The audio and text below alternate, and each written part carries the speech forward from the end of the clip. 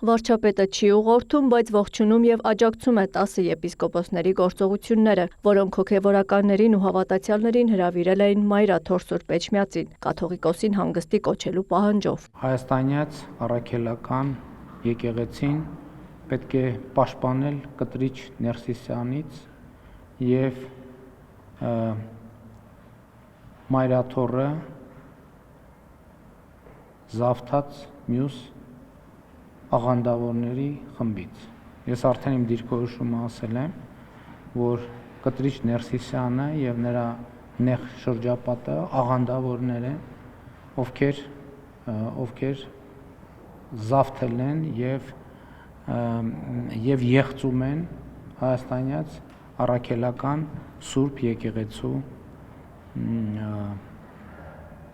դավանանքը։ 10 եպիսկոպոսներն Էջմիածնի միաբաններ են ու հետևաբար Մայրաթորում հավաքվելու նրանց հրավերն ըստ Նիկոլ Փաշինյանի ամբողջությամբ լեգիտիմ է, իսկ իրեն նույն եպիսկոպոսների հետ կապողը հայաստանյաց առաքելական Սուրբ եկեղեցու նորոգման օրակարգն է։ Ընդհանուր համոզում ունեն, որ այդ օրակարգն անհնար է իրականացնել առանց կտրիչ Ներսիսյանի հեռացման։ Լրագրողների հետ ճեպազրույցում վարչապետը նաև շեշտեց, կտրիչ Ներսիսյանի որևէ որոշում Հայաստանի Հանրապետությունը չի ընդունել։ Որովհետև նրա կայացրած ցանկացած որոշում ոչ լեգիտիմ է։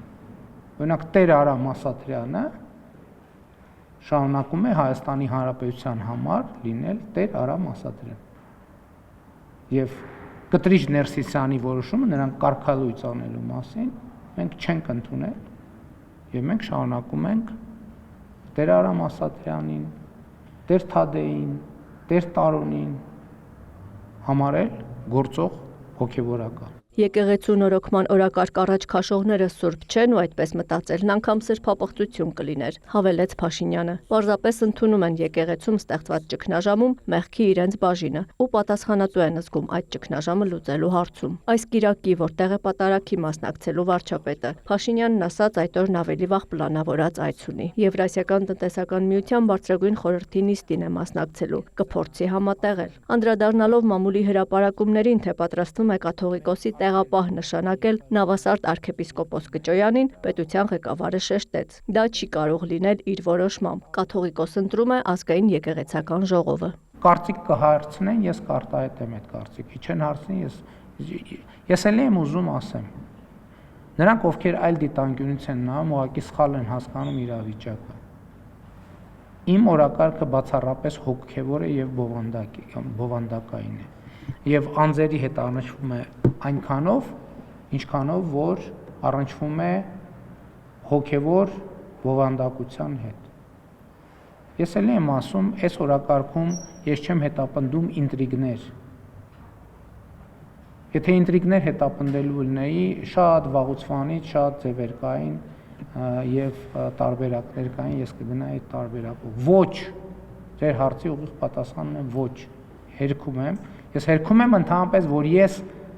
ունեմ, մտածում եմ տեղապահի որևէ թեկնածուի մասին։ Ես հերքում եմ, որ ես նման հարց երբևէ որևէ մեկի հետ քննարկել։ Վարչապետը հաստատեց, պատրաստ է ընդունել կտրիչ Ներսիսյանին, մեկ օրակարգով, նրա արժանապատիվ հեռացումը ապահովելու։ Մեկնաբանելով մեղադրանքները, թե 10 եպիսկոպոսները գործում են իրենց դեմ եղած կոմպրոմատներից դրդված, Փաշինյանն առաջարկում է նայել հիմքին։ Նրանք խոսեցին այն ժամանակ, երբ կաթողիկոսը նախ խումբ ձևավորեց Արշակ arczepiskopos-ին վերագրվող տեսանյութի վերաբերյալ քննություն անելու, հետո սկսեց խոչընդոտել նրանց աշխատանքը։ Դա նշանակում է, որ ուզեցել է Արշակ Խաչատրյանի դեպքը մաքրի բանի եպիսկոպոսների միջոցով,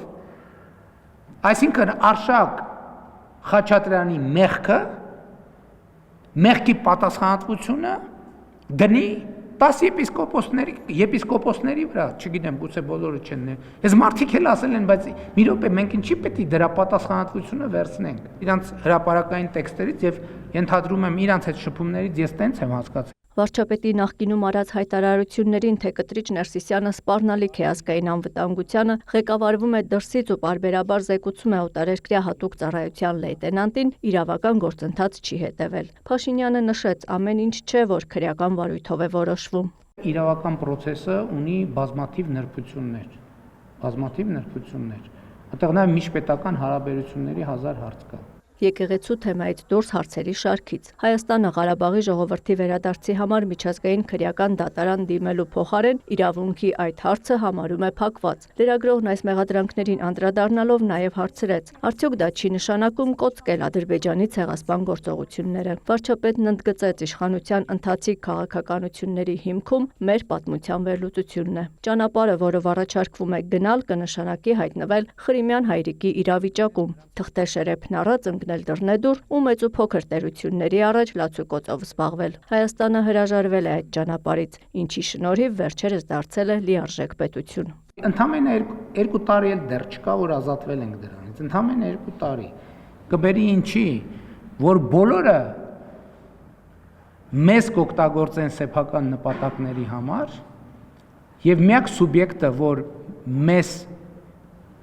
չի օգտագործի սեփական նպատակների համար, այդ կլինենք մենք։ Այսինքն, այն ճանապարհը, որ դուք ասում եք, դա Հայաստանի Հանրապետության եւ հայ ժողովրդի մանրադրամացման ճանապարհն է միջազգային քաղաքականության եւ դիվանագիտական խաղերի մեջ։ Մենք պետք է մեր սխալներից դասեր քաղենք եւ հետեւություններ անենք, որովհետեւ դա մի ճանապարհ է, որը հայ ժողովրդին հարատևությամբ դատապարտում է